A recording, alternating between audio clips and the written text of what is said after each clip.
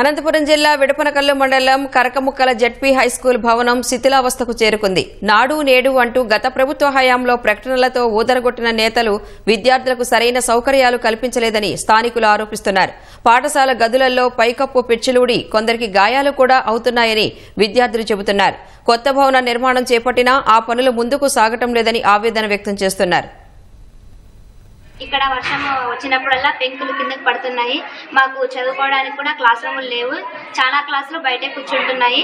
వర్షం వచ్చినప్పుడల్లా మాకు క్లాస్ వినడానికి కూడా చాలా ఇబ్బందిగా ఉంది. స్కూల్ పనులు స్టార్ట్ చేసినారు కానీ ఇంకా అన్నీ అవ్వలేదు. అక్కడ త్వరగా భవనాలన్నీ పూర్తి చేస్తే మేము అక్కడ కూర్చొని బాగా చదువుకుంటాము. త్వరగా పూర్తి చేయాలని కోరుతున్నాం. మా క్లాస్ రూమ్ వాన వచ్చినప్పుడు చాలా కారుతుంది. తలపైకి ఒక పిల్లవాడికి బుర్ర పడింది.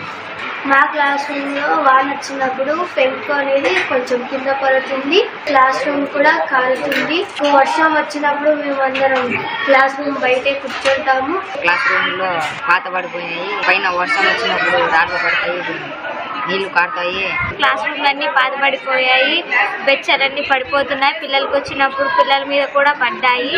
గోడలన్నీ చీలిపోయాయి. క్లాస్ రూమ్ బాగాలేవు. కొత్త స్కూల్ కట్టారు కానీ ఇంకా నిర్మాణం పూర్తి కాలేదు.